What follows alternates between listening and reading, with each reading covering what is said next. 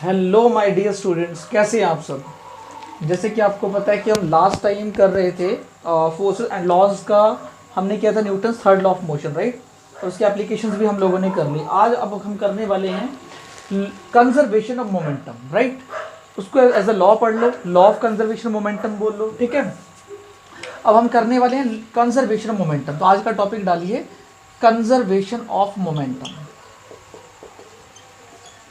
तो मोमेंटम तो हम लोगों ने पढ़ा हुआ है, तो कंजर्वेशन ऑफ मोमेंटम को कंजर्व करना, ठीक है, उसके बारे में आज हमने पढ़ना है। Momentum is a product of mass and velocity, हम पहले पढ़ चुके हैं। Momentum is a product of mass and velocity. जिन बच्चों ने लेक्चर नहीं देखा वो पीछे वाले लेक्चर देख ले पहले, ठीक है। अब क्या करना है, इसके अंदर सबसे पहले law of conservation of momentum, इसको एज अ लॉ पढ़ा जाता है, ठीक है। तो आ सकता है एग्जाम में, बहुत इंपॉर्टेंट डेरिवेशन है इसकी, law of conservation of momentum. तो पहले मैं आपको लिख देता हूं, उसके बाद इस लॉ को हम करते हैं स्टार्ट। क्या लॉ है कंजर्वेशन ऑफ मोमेंटम का, क्या नियम है, क्या लॉ है। The total momentum before collision and after the collision remains the same. कोई दो चीजें टकराने से पहले, ठीक है, उसकी जो मोमेंटम है, मतलब मान लो एक ये ऑब्जेक्ट है मेरे पास, ऑब्जेक्ट ए है, ये ऑब्जेक्ट बी है। टोटल मोमेंटम अगर मैं दोनों की ऐड कर दूं कोलाइजन से पहले, कोलिजन बोल लो, कोलाइजन बोलो, ठीक है। तो कोलिजन से पहले, टकराने से पहले, ये मान लो इनिशियल वेलोसिटी u से मूव कर रहा है ऑब्जेक्ट, जिसका मास है m1, इसका मास है m2। ये u1 वेलोसिटी से और ये u2 इनिशियल वेलोसिटी से मूव कर रहा है, ठीक है। मोमेंटम बिफोर कोलिजन क्या हुआ, दोनों का m1 u1 plus m2 u2 करना पड़ेगा, बिकॉज मोमेंटम होता है मास, क्या पढ़ा था momentum, mass into velocity, m into V पढ़ा था ना, p equals to M V. तो यहां पर वेलोसिटी क्या है, m1 u1 आ जाएगा और यहां पर आ जाएगा m2 u2। तो मोमेंटम, अगर टोटल मोमेंटम बिफोर कोलिजन में देखूं तो वो आने वाली है इनका सम m1 u1 plus m2 u2। So after collision का मतलब, अब ये दोनों टकरा गए, मान लो ये दोनों ऑब्जेक्ट आपस में स्ट्राइक कर गए, ठीक है, यहां हो गया कोलिजन। तो कोलिजन के बाद क्या हुआ, जब कोलिजन हुआ तो कोलिजन के बाद मान लो ये ऑब्जेक्ट एक इधर ट्रैवल करना शुरू कर दिया, एक ने इधर ट्रैवल करना शुरू कर दिया। दोनों का मास तो रहेगा सेम, मास इसका है m1, इसका है m2, ठीक है। अभी जो फाइनल वेलोसिटी है वो चेंज हो गई, इसकी हो गई v1 और इसकी हो गई v2। अब फाइनल मोमेंटम क्या आने वाली है, इन दोनों का सम करेंगे तब आएगा। इनिशियल मोमेंटम अगर मैं चेक करूं तो इनिशियल मोमेंटम क्या आनी चाहिए, m1 u1 plus m2 u2 collision से पहले, और फाइनल मोमेंटम कोलिजन के बाद क्या आनी चाहिए, m1 v1 plus m2 v2। तो ये मोमेंटम कोलिजन से पहले और कोलिजन के बाद वाली मोमेंटम दोनों आपस में सेम रहती है, बात समझे। This is called the law of conservation of momentum. ये तो मैंने एक आइडिया दिया आपको कि दो ऑब्जेक्ट हैं, दोनों टकराने से पहले, दोनों का कोलिजन होने से पहले ऑब्जेक्ट ए u1 वेलोसिटी से मूव कर रहा है, उसका मास m1 है, ऑब्जेक्ट बी u2 वेलोसिटी से मूव कर रहा है, उसका मास है m2, राइट। और मोमेंटम हमने पढ़ा है मास इनटू वेलोसिटी होता है। बिफोर कोलिजन का ये वाला है कि कोलिजन होने से पहले की बात अगर मैं करूं तो बिफोर कोलिजन का तो हमने ये पढ़ लिया कि टोटल मोमेंटम बिफोर कोलिजन क्या हो जाएगी, m1 u1 plus m2 u2, दोनों को ऐड कर दिया। अब दोनों आपस में कोलाइड कर गए, कोलाइड करने के बाद उनकी स्पीड चेंज हो गई, ठीक है। m1 m2 मास तो चेंज नहीं हुआ, तो फाइनल मोमेंटम क्या आ गई, m1 v1 plus m2 v2। और ये दोनों सेम रहती हैं, मतलब pi और pf सेम रहती हैं, मतलब m1 u1 plus m2 u2 is equal to m1 v1 plus m2 v2। ये हमें प्रूव करके दिखाना है। m1 u1 plus m2 u2 is equal to m1 v1 plus m2 v2, ये हमें प्रूव करके दिखाना है। This means that the total momentum before and after the collision remains the same. ये हमें प्रूव करना है आज के इस पूरे टॉपिक के अंदर, ठीक है।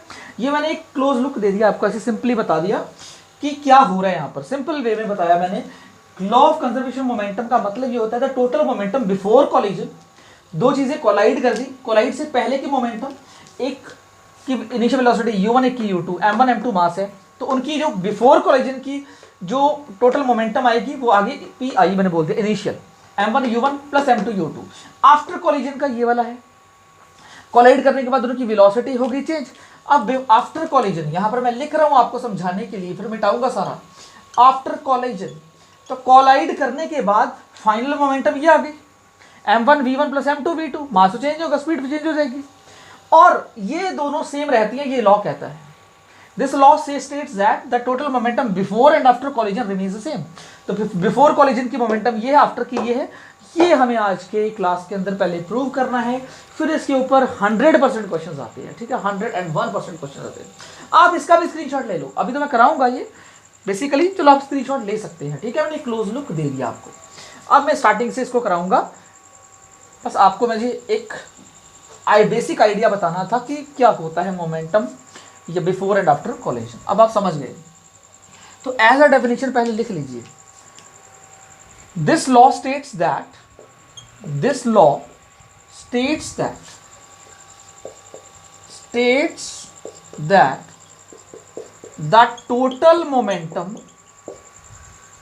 the total momentum before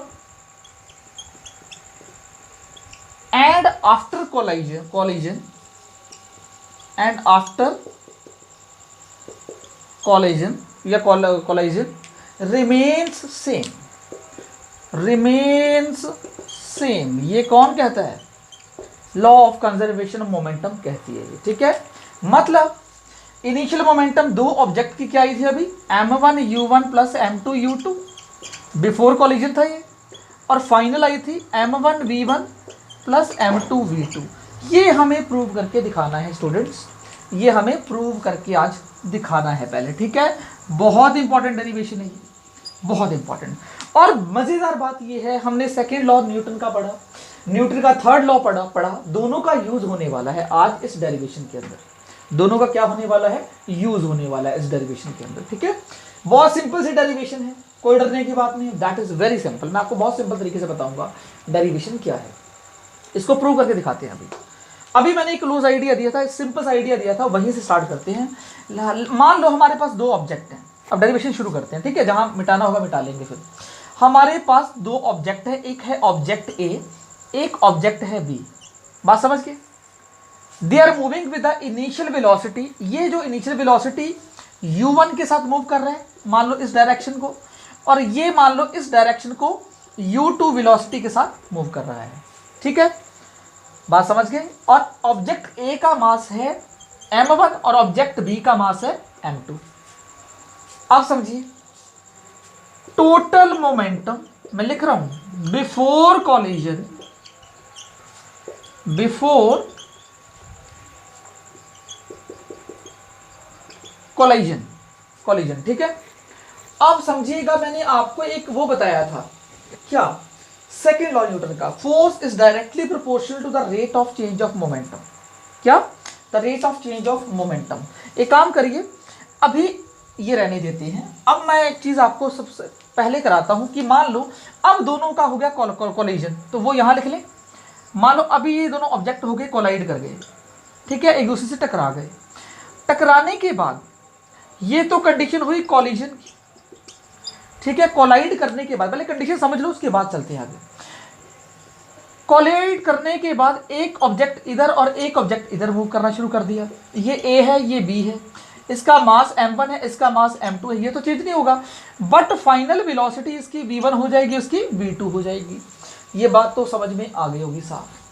ये बिफोर कॉलिजन की बात हो रही है, ये कॉलिजन, और ये आफ्टर कॉलिजन की बात हो रही है। पहले मैं लिख रहा हूँ, ये जो है एज अ डायग्राम बता रहा हूँ, पहले बिफोर कॉलिजन की बात हो रही है, ये कॉलिजन के वक्त की है, और ये आफ्टर कॉलिजन की बात हो रही है, ठीक है। अब हम इसको करते हैं क्या?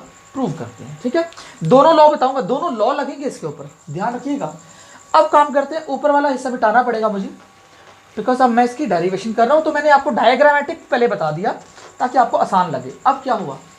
अब मान लीजिए कोलाइड करने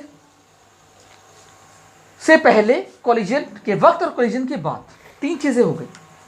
अब हमें इससे मतलब नहीं है, इन दोनों से मतलब है, फर्स्ट और लास्ट से, बिफोर कॉलिजन और आफ्टर कॉलिजन से मतलब है।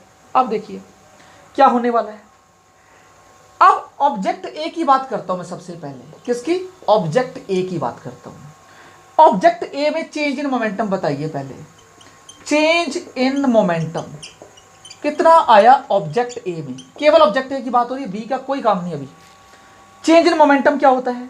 ऑब्जेक्ट ए की बात करूं तो ऑब्जेक्ट ए ये है, इसकी इनिशियल वेलोसिटी, इनिशियल मोमेंटम है m1 u1 और फाइनल मोमेंटम है इसी की m1 v1। इसकी वेलोसिटी बदल गई ना, u1 से v1 हो गई, तो चेंज इन मोमेंटम इसमें आ गया m1 v1 minus m1 u1। कोई दिक्कत नहीं होनी चाहिए। अब इस मोमेंटम को चेंज करने में कुछ टाइम लगा होगा, तो rate of change of momentum जो हम पीछे पढ़ चुके हैं, rate of change of momentum upon में आपको पता है माय डियर स्टूडेंट्स टाइम आ जाता है, तो m1 v1 minus m1 u1 by T कर दूं, कोई दिक्कत, कोई प्रॉब्लम नहीं। अब न्यूटन का सेकंड लॉ यहां यूज हो रहा है। न्यूटन का सेकंड लॉ ये कहता है force is directly proportional to the rate of change of momentum. गलत तो नहीं बोल रहा? This is from the Newton second law, ठीक है, rate of change of momentum. जब आप ये चीज लिखे तो यहां लिख दें फ्रॉम न्यूटन सेकंड लॉ, यहां पर ये चीज लिख दें, ठीक है, ऊपर ही फ्रॉम न्यूटन कौन से लॉ से? सेकंड लॉ से ये हमने लिया। जब force rate of change of momentum के इक्वल है, ठीक है, इक्वल कर देते हैं, नो प्रॉब्लम, के की वैल्यू तो 1 होती है, इक्वल कर देते हैं। Rate of change of momentum क्या है? m1 कॉमन ले लूं क्या वहां से? v1 minus u1 by t1 by T, sorry, बात समझ में आगे होगी, ये बिल्कुल क्लियर बात है, कोई प्रॉब्लम? या एक काम करो, डोंट वरी, आप एक काम करो, आप वैसे का वैसे लिख दो ताकि आप कंफ्यूज ना हो। जैसा है force is equal to rate of change of momentum क्या है? m1 v1 minus m1 u1 by T, time तो टी लगा। ये तो हो गई जी पहली इक्वेशन, कोई दिक्कत किसी को? बात समझ में आ रही है? Is it clear? ये ऑब्जेक्ट ए की बात हुई। सिमिलरली ऑब्जेक्ट बी की बात करो, सिमिलरली अब आ जाएगा ऑब्जेक्ट बी की बात, ठीक है। ऑब्जेक्ट बी की बात करनी है तो हमारे पास जगह होनी चाहिए, तो एक काम करते हैं, ये आपको डायग्राम तो बहुत जरूरी था आपको, ठीक है।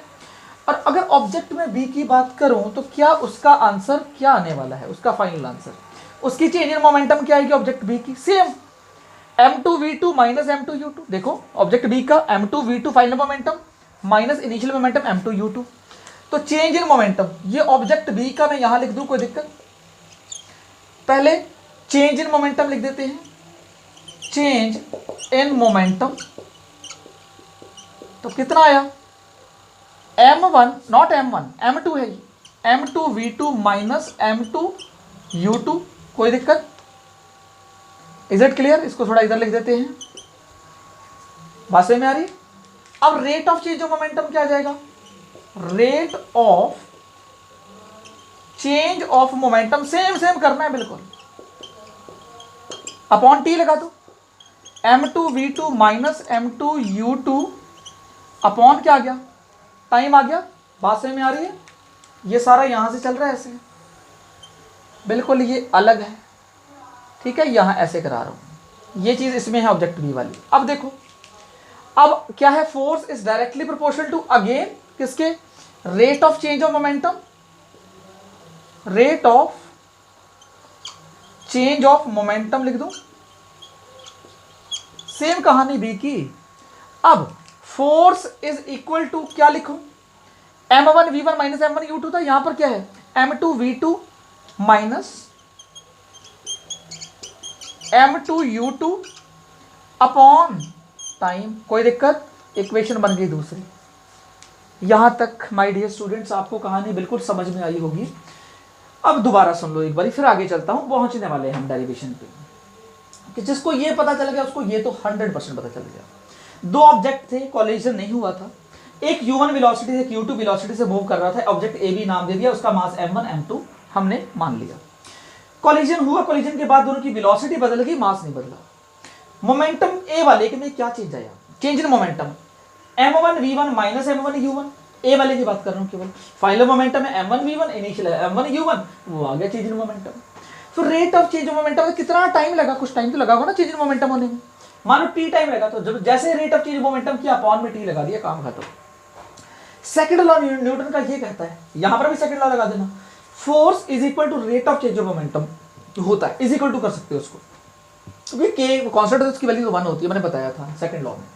F is equal to rate of change of momentum की जगह ये वैल्यू लगा दे, कोई दिक्कत नहीं है, काम खत्म, सिंपल होगी बात। ठीक है, अब क्या हुआ, अब ऑब्जेक्ट बी के लिए निकाला चेंज इन मोमेंटम, तो m2 v2 minus m2 u2, rate of change of momentum upon T लगा दिया, सेम कहानी। फिर force is directly proportional rate of change of momentum, तो m2 v2 minus m2 u2 upon T आ गया, इतनी कहानी समझ में आ गई। अब जब ऑब्जेक्ट ए की बात करते हैं तो पहले वाले ने दूसरे वाले पे फोर्स लगाया, याद रखिएगा ये चीज मैं यहां बता रहा हूं बाद में, ताकि वहां कंफ्यूज नहीं करना चाह रहा था आपको मैं। अब देखिए, जो ये पहले वाले ऑब्जेक्ट का निकाला है ना, इसका मतलब है पहले ऑब्जेक्ट ने दूसरे ऑब्जेक्ट पे फोर्स लगाया, तो इसका मतलब है ये जो F लिखा है, पहले ऑब्जेक्ट ने दूसरे ऑब्जेक्ट पे एक फोर्स लगाया, वो आ गया। अगर B की बात कर रहे हो तो दूसरे ऑब्जेक्ट ने पहले पे फोर्स लगाया, तो इसको लिख दो 2 ने फर्स्ट पे फोर्स लगाया, इतनी बात समझ में आ गई। अगर आपने ऑब्जेक्ट पहला लिया है तो पहले की वजह से दूसरे के ऊपर जो फोर्स लगा वो ये है, और अगर दूसरा ऑब्जेक्ट लिया ऑब्जेक्ट बी, तो दूसरे की वजह से पहले पे जो फोर्स लगा है उसको 2 1 लिखेंगे, वो ये है। अब न्यूटन का तीसरा नियम आने वाला है, Newton's third law of motion. ठीक है, अब डेरिवेशन कंप्लीट होने वाली है, तो मैं काम करता हूं, अब ये पार्ट मिटा देता हूं, इसका कोई काम नहीं रहेगा। ठीक है, ये वाला पार्ट मिटा देता हूं, बिकॉज उसकी आपको जरूरत पड़ने वाली है। अब देखो, बाय न्यूटन्स थर्ड लॉ, बहुत अच्छे तरीके से समझो इसको, मैं यहां से इसको ऐसे कर देता हूं कि तीसरा वाला पार्ट, पहला ये था, दूसरा ये है, तीसरा ये। अब न्यूटन का third law, from Newton's third law, बताओ थर्ड लॉ क्या कहता था? From Newton's third law, third law कहता था अगर कोई बॉडी फर्स्ट बॉडी सेकंड पे फोर्स लगाती है तो सेकंड बॉडी उतना ही फोर्स फर्स्ट पे लगाएगी, बट रिवर्स डायरेक्शन में, नेगेटिव साइन आता था। याद है, जिसने न्यूटन का थर्ड लेक्चर नहीं देखा थर्ड लॉ का, वो लेक्चर पहले देख के है, तो अब ये बात क्लियर हो जाएगी आपको। Force exerted by the first body on the second is equal to the negative of the force exerted by the second body on the first body। मतलब अगर मैंने वॉल पे जितना फोर्स लगाया तो वॉल ने मेरी तरफ ही उतना फोर्स लगाया, लेकिन उल्टी डायरेक्शन में लगाया ना उसने, ठीक है, इसलिए नेगेटिव साइन आया। अब देखो F1 की 1 2 की जगह मैं ये पुटअप कर दूं, m1 v1 minus m1 u1 upon t है, is equal to, minus sign है, डोंट वरी माइनस है, 2 1 की जगह ये पुटअप कर दूं, बट ब्रैकेट ले लो बीच में क्योंकि यहां माइनस साइन है, m2 v2 minus m2 u2 whole upon क्या आ गया, t आ गया, कोई दिक्कत नहीं है, t से t काटो, अब ब्रैकेट ओपन कर लो, साइन चेंज कर दो, तो यहां बचा m1 v1 minus m1 u1 is equal to, इसको खोलोगे तो साइन बदल दो, m1 m2 sorry m2 v2 और प्लस m2 u2, कोई दिक्कत नहीं है किसी को। अब u एक जगह और v एक जगह, इसको यहां ट्रांसपोज कर देते हैं, तो हो गया m1 v1 plus m2 v2 is equal to, उधर इसको उधर ले जाओ, हो गया m1 u1 plus m2 u2। क्या यही नहीं हमने प्रूव करना था? ये मोमेंटम आफ्टर कॉलिजन है, ये मोमेंटम बिफोर कॉलिजन है, उसको इधर लिख दो चाहे इसको उधर लिख दो, बात एक ही है। तो देखो मोमेंटम बिफोर कॉलिजन जो मैंने शुरू में समझाया था आपको, और आफ्टर कॉलिजन क्या आ रही है, सेम आ रही है। This is the proved of the law of conservation of momentum. ये डेरिवेशन बहुत इंपॉर्टेंट है माय डियर स्टूडेंट्स, मैंने अच्छा समझाया, अच्छे तरीके से समझाई है, थोड़ा सा ध्यान देंगे तो आपको क्लैरिटी समझ में आएगी। ठीक है, नहीं आएगी तो मुझे आप कमेंट बॉक्स में पूछ सकते हैं कि जहां आपको प्रॉब्लम लगी, मैं दोबारा से आपको वो चीजें बता दूंगा। ठीक है, तो सबसे पहली बात है कंजर्वेशन मोमेंटम का, ये बहुत इंपॉर्टेंट है, और ये फॉर्मूला बहुत एप्लीकेबल होने वाला है माय डियर स्टूडेंट्स, बहुत। ठीक है, तो हम अब इसके ऊपर करने वाले हैं कुछ क्वेश्चंस। ठीक है, तो आप एक काम करिए, इसको आराम से समझिए, इसका स्क्रीनशॉट ले लीजिए, फिर चलते हैं आगे। ओके, और ये बहुत इंपॉर्टेंट है, इसको नोटबुक में नोट कर लीजिए, यही यूज होने वाले हैं अब आगे वाले जो मैं फॉर्मूले लगाने वाला हूँ, इसका स्क्रीनशॉट ले लीजिए। अब हम आगे हैं कंजर्वेशन ऑफ मोमेंटम के न्यूमेरिकल्स के ऊपर। ये हमारे सॉल्व एग्जाम्पल हैं, एग्जाम्पल 9.6 है, सॉल्व है, जिन बच्चों को आता है डोंट वरी वो आगे चलें, जिनको नहीं आता वो मेरे से पहले एग्जाम्पल मेरे से सीखें, उसके बाद चलें आगे। अब एक फॉर्मूला सबसे पहले लिख लें लॉ का। फॉर्मूला था m1u1 plus m2u2 is equal to m1v1 plus m2v2। ये हमारे पास फॉर्मूला है। मोमेंटम का काम खत्म, अब ये फॉर्मूला है तो काम ही खत्म सारा। एक बुलेट है, उसका मास 20 ग्राम है, तो m1 मान लो इसको, क्योंकि दो चीजें आने वाली हैं, बुलेट और गन, दो चीजें आएंगी इसमें, तो दोनों का मास m1 m2 होगा। तो बुलेट का मास m1 मान लेता हूं मैं पहले, तो मैंने मान लिया m1 20 ग्राम है, तो पहले इसको 1000 से डिवाइड कर दिया, ठीक है। इसको मैं ले आया किसमें, 2 से पहले 0 आएगा, तो 0.2 kg आ गया, m1 गिवन है। और किस वेलोसिटी से, it is horizontally fired with a velocity of 150 metre per second, और इसकी जो वेलोसिटी है वो बच्चों v1 है, u1 नहीं है, क्योंकि गन फायर करने से पहले ना तो गन मूव कर रही थी ना बुलेट मूव कर रही थी, ये बात याद रखना। इनिशियल वेलोसिटी इस गन की और बुलेट की 0 है, ठीक है। अगर गन की बात करेंगे तो गन को माना जाएगा u2, इनिशियल वेलोसिटी गन की बात करेंगे तो वो भी क्या है, 0 है। ये बात समझ लेना, यहां गलती मत करना कि शूट करने से पहले इनिशियल वेलोसिटी वो मूव ही नहीं कर रही थी, ना गन ना बुलेट, तो इनिशियल वेलोसिटी दोनों की मैंने u1 u2 0 ली हुई है, ठीक है। अब फायर करने के बाद इसकी वेलोसिटी 150 मीटर पर सेकंड होगी, u1 v1 में चेंज हो गया, मतलब फायर करने के बाद हो गया 150 मीटर पर सेकंड, कोई दिक्कत नहीं है। अब जब गन में ये तो गया from a pistol, a bullet of mass 20 gram is horizontally fired with a velocity of 150 metre per second, कर लिया हमने, from a pistol of mass 2 kg। Pistol का मास गिवन है, कितना है, 2 kg है। What is the recoil velocity of the pistol. Recoil का मतलब होता है जो गन, अगर आप गोली चला तो गन वापस आ जाती है ऐसे, ठीक है, तो वो रिकॉइल वेलोसिटी बतानी है, तो वो ऑब्वियसली v2 होगा, आपको ये बता रहा हूँ। ये सब चीज़ें पता हूँ तो 1 सेकंड का क्वेश्चन है, ठीक है, ये सब चीज़ें पता जरूरी है। सबसे पहले पता लगाओ क्या क्या गिवन है हमें, मतलब अब ये सिंपल बताऊं, क्वेश्चन ये है कि बुलेट से मैंने गन से मैंने बुलेट फायर की, बुलेट 150 मीटर पर सेकंड से जा रही है, 150 मीटर पर सेकंड से जा रही है, ठीक है, और उसकी वजह से गन वापस आ गई, और गन की रिकॉइल वेलोसिटी क्या है, किस वेलोसिटी से वापस आई वो, समझ के आंसर नेगेटिव में आने वाला है, क्योंकि वापस आ रही है ना। अब अप्लाई करते हैं लॉ कंजर्वेशन मोमेंटम का formula, apply conservation of momentum, मतलब मैं लिख नहीं रहा है, बस एक बार ऐसे लिखूंगा क्योंकि जगह इतनी होती नहीं है। फॉर्मूला सीधा m1 u1 plus m2 u2 is equal to m1 v1 plus m2 v2, भाई यही तो पढ़ा अभी। u1 0 u2 0, तो ये overall part my dear students become 0। हाँ 2 मिनट का क्वेश्चन हो गया। अब तो m1 कितना है, m1 है 0.02, और kg में रखना, ग्राम में मत कर देना। v1 कितना है, इसी का v1 150, क्या बात है, प्लस m2 कितना है, m2 है मेरा 2 kg into v2 into v2 कितना है, v2 तो निकालना है, तो 2 इंटू v2 कर दो। 150 की 0.02 से मल्टीप्लाई करना, कितना आएगा, ये मल्टीप्लाई सिखानी पड़ेगी क्या, 150 की 0.02 से, तो 150 का 2 से मल्टीप्लाई करें तो 300 हो जाएगा, 2 से पहले पॉइंट लगा दो, 3 आंसर आ रहा है भाई इसका।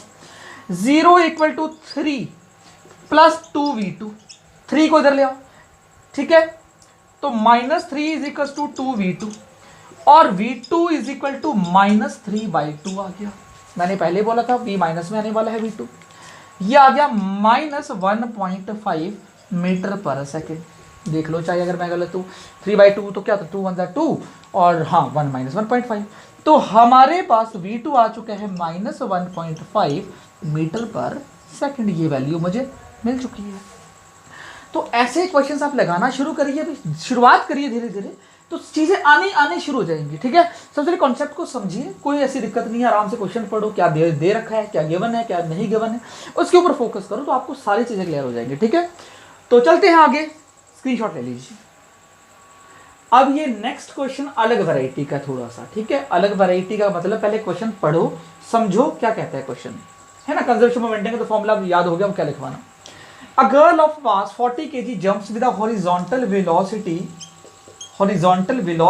of 5 मीटर पर सेकेंड, मतलब गर्ल जंप कर रही है, उसकी initial velocity 5 metre per second है, इस बार 0 नहीं है, तो गर्ल की बात कर लेते हैं। गर्ल की जो इनिशियल वेलोसिटी है वो 5 मीटर पर सेकेंड है, ध्यान रखना बुलेट के केस में नहीं थी, उसमें 0 थी। On a stationary cart, cart आराम से पड़ा हुआ है। जब गर्ल जंप कर रही है तो कार्ट रेस्ट कर रहा है। अगर मैं कार्ट की बात करूं तो कार्ट रेस्ट कर रहा है, मतलब 0 मीटर पर सेकेंड उसकी इनिशियल वेलोसिटी है, मजे से आराम से बैठा हुआ है। विद फ्रिक्शनलेस व्हील्स, मतलब व्हील है, फ्रिक्शनलेस व्हील है, चलेगा। आप जैसे गर्ल उसके ऊपर जंप कर जाएगी। The mass of the cart is 3 kg। Cart के मास को m2 मान लो तो वो है 3 kg। और what is her velocity, her का मतलब गर्ल की velocity as the cart starts moving, मतलब गर्ल ने कार्ट के ऊपर जंप किया, गर्ल की इनिशियल वेलोसिटी पता चल गई हमें। उसने जैसे ही कार्ट पे जंप किया, कार्ट जिसका मास है 3 kg और गर्ल का मास दे रखा है, हाँ, तो गर्ल का मास m1 मान लो, m1 भी दे रखा है हमें 40 kg। अब मुझे एक कंडीशन बताइए, मैं कंडीशन पूछना चाह रहा हूँ आपसे। ये कार्ट है मेरे पास, रेस्ट पोजीशन पे था, जैसे ही गर्ल ने यहाँ पर जंप किया, ये गर्ल है मान लो, उसने यहाँ पर जंप कर दिया। अब जंप करने से ये हुआ, कार्ट और गर्ल की वेलोसिटी कंबाइन हो गई, मतलब बराबर हो गई। जिस वेलोसिटी से कार्ट मूव करेगा गर्ल, गर्ल उसके ऊपर ही है, उसी वेलोसिटी से गर्ल मूव कर रही है, दोनों की वेलोसिटी इक्वल। मतलब फाइनल वेलोसिटी की बात करूं तो गर्ल की भी फाइनल वेलोसिटी v है, बात समझ गए, और इसकी भी फाइनल वेलोसिटी v है। समझो मेरी बात को, इनिशियल वेलोसिटी दोनों की अलग है। जैसे ही गर्ल ने कार्ट पे जंप किया तो फाइनल वेलोसिटी दोनों की बराबर है। अगर 10 मीटर पर सेकंड है तो दोनों की 10 मीटर पर सेकंड होगी, अगर 50 मीटर पर सेकंड है दोनों की 50 मीटर पर सेकंड होगी। इसका मतलब दोनों की फाइनल वेलोसिटी को v मान लो मैं, मतलब बराबर है, इक्वल है।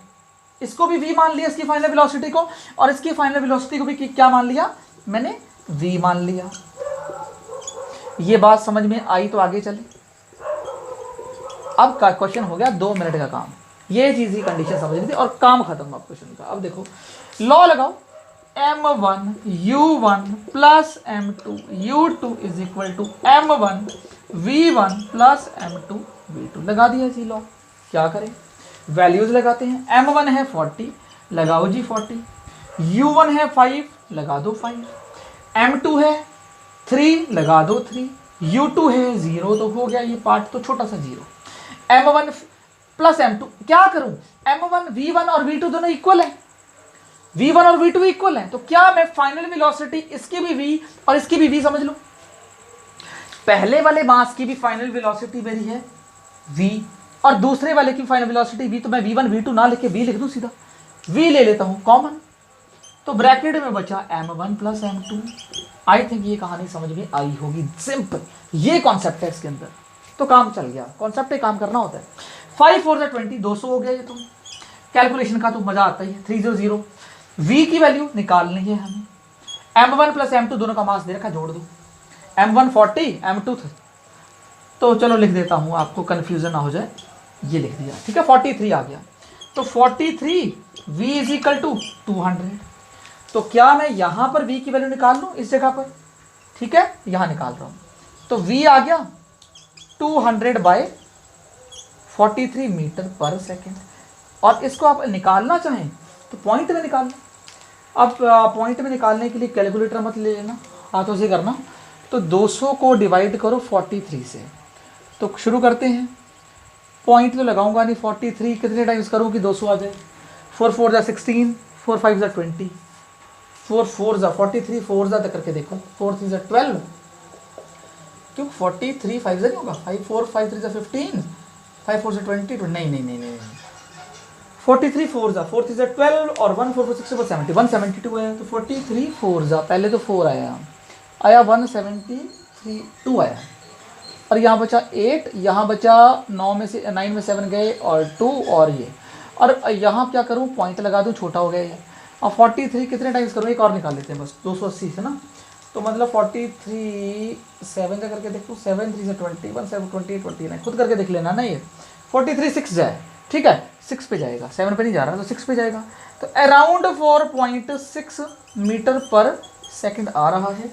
I can check your answer. हाँ राइट आंसर आ रहा है, 4.65 है, तो मैंने 4.6 पे रोक दिया, ठीक है। आगे भी आप कर सकते हैं इसको, बस मुझे आपको मेनली इसका बताना था क्या, कि जो कॉन्सेप्ट कर लग रहा है इस पर, वो उस पर काम करना है। जब गर्ल ने जंप कर दिया, दोनों की फाइनल वेलोसिटी इक्वल हो गई, या जब जो चीज़ स्टिक कर गई, ऐसा क्वेश्चन एग्जाम में पूछा जाता है, ठीक है। स्क्रीनशॉट ले लीजिए, चलते हैं आगे। आप ये क्वेश्चन भी एक अलग कॉन्सेप्ट के ऊपर है, अच्छे क्वेश्चन है एनसीईआरटी के, बहुत अच्छे क्वेश्चन हैं। इसके बाद अनसॉल्व्ड क्वेश्चंस आएंगे, उसकी वीडियो अगर चाहो तो आप मैं अलग से निकाल दूंगा वीडियो ना, अलग एक न्यूमेरिकल की वीडियो भी डाल दूंगा इस पूरे चैप्टर के ऊपर। आज का फाइनल क्वेश्चन हमारा ये रहेगा कि मैं हर एक कॉन्सेप्ट पे करा रहा हूँ, तो ज़्यादा टाइम की वीडियो नहीं, छोटी वीडियो लेकिन बेटर वीडियो है ना, ताकि आप लोगों को समझ में आए, कॉन्सेप्ट वाइज करा रहा हूँ मैं, ठीक है। अब इसमें क्या है समझिएगा, क्वेश्चन बड़ा अच्छा है। दो हॉकी के प्लेयर्स हैं, एक हॉकी का प्लेयर ये है, ठीक है, उसके हाथ में ये स्टिक है, दूसरा हॉकी का प्लेयर ये है और उसके हाथ में भी एक स्टिक है, ये स्टिक है, ठीक है। दोनों अपोजिट डायरेक्शन में भाग रहे हैं, एक इधर भाग रहा है और एक इधर भाग रहा है, दोनों टकरा गए। सुनो मेरी बात, दो हॉकी प्लेयर्स हैं, दो खेल रहे हैं आराम से, वेलोसिटी है, मास है, सब दे रखा होगा, वो बात की बात है।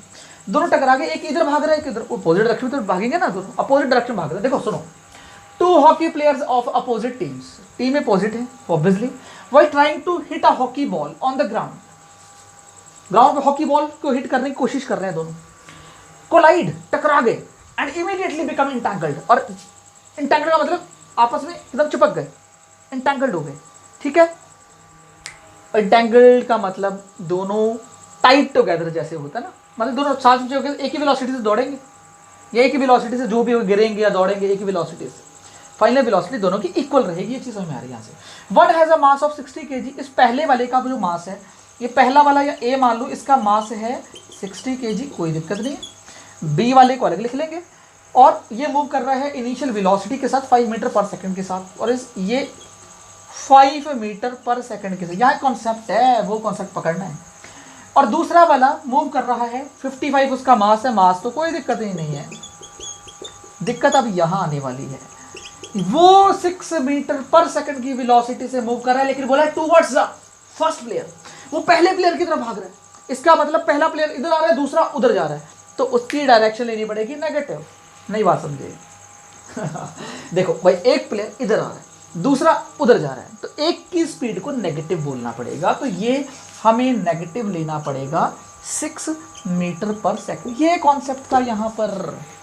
पहला कॉन्सेप्ट तो मिलाया ये भी साथ में दे दिया, जिसने ये पॉजिटिव ले लिया उसका आंसर 0, गलत मिलेगा 0, ठीक है। तो समझो कॉन्सेप्ट के ऊपर काम करो।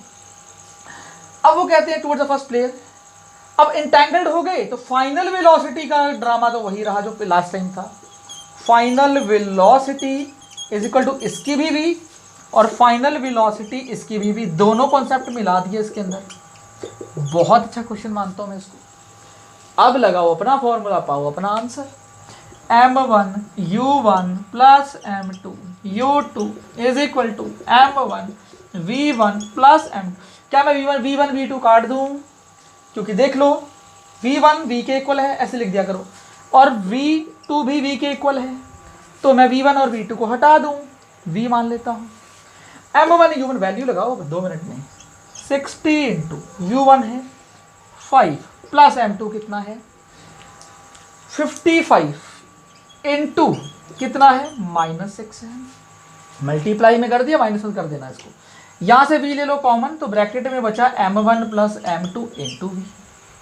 ये सॉल्व कर लो तब तक, 65 ज़ा 300 प्लस माइनस प्लस माइनस आएगा मल्टीप्लाई में, ये माइनस प्लस माइनस, 6 5 ज़ा 30, 6 5 ज़ा 30, शायद 33 गलत ना हो तो मैं, 6 5 ज़ा 30, 0 कैरी बचा 3, 6 5 ज़ा 33, 33, हाँ ठीक है, लग रहा है मुझे सही।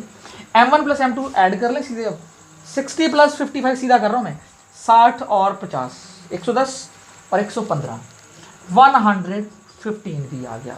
अब इसको कर लो सॉल्व, ये डब्बा फिर यहाँ से इधर कर लेंगे सॉल्व, सॉरी बड़ा गंदा बनाया मैंने ये, हाँ ठीक है, तो ये ऐसे हो गया सॉल्व। अब यहाँ करो सॉल्व, उधर बचा 115v और इधर बचा कुछ गिरना जाए, माइनस कितना बचा, माइनस में 30 बचा, देख लो चाहे। अब v इज इक्वल टू कितना आया, -30/150, काटो पहले तो, क्या कट रहा है 3 से, नहीं कट रहा, ये तो कैंसिल नहीं हो रहा, तो इसका माइनस में पॉइंट में आंसर मिलेगा, और माइनस में पॉइंट में आ रहा है -0.26 माइनस 0. कहाँ लिखूँ इसको, सॉल्व करके देख लेना, और किताब में भी देख लेना, ठीक है, मेरे पे विश्वास ना हो तो। -0.26 मीटर सेकेंड इन आवर्स। ये थी इसके ऊपर कॉन्सेप्चुअल प्रॉब्लम्स। तो इसके ऊपर मैंने सारे कॉन्सेप्ट करा दिए। इसके ऊपर अब जितने बचे ना आपके अनसॉल्व वाले, वो जो ब्लू कलर के उसकी आबाद के क्वेश्चन है, इसी के मोमेंटम के ऊपर है, वो खुद से लगाना। And I hope and I am sure अगर आपने मेरी ये क्लास देख ली तो आप वो क्वेश्चंस खुद लगा लोगे और आपके 3 नंबर पक्के बिल्कुल उसमें, ठीक है। और बाकी इस बार एमसीक्यू आने वाला है तो थोड़ा चेंजेस हैं, लेकिन करना तो सॉल्व पड़ेगा ना भाई, ऑप्शंस तभी तो मिलेगा आपको, ठीक है। स्क्रीनशॉट ले लीजिए और आज की क्लास करते हैं ओवर माय डियर स्टूडेंट्स। और मैंने कंजर्वेशन मोमेंटम आज आपको समझाया है और आपको क्या करना है कि अपने फिजिक्स के कॉन्सेप्ट के ऊपर काम करना है, ठीक है। ज़्यादा नहीं दौड़ना कि वो न्यूमेरिकल सारी किताबें कर दो, लखवीर सिंह कर दो, एक चीज़ नहीं, पहले कॉन्सेप्ट पढ़ो, उसमें उसके फॉर्मूले लिख लो एक पेज पे, ठीक है। फिर कॉन्सेप्ट वाइज क्वेश्चन करो कि कैसे मैंने कराया। आप मेरी वीडियोज़ के अकॉर्डिंग चले तो आप पहली वीडियो, दूसरी वीडियो, तीसरी वीडियो, ऐसे वीडियो से देखते रहेंगे तो आपको आइडिया लगता रहेगा कि मैंने कैसे कैसे क्या क्या चीज़ें समझाई हैं, ठीक है। Okay, take care, bye bye.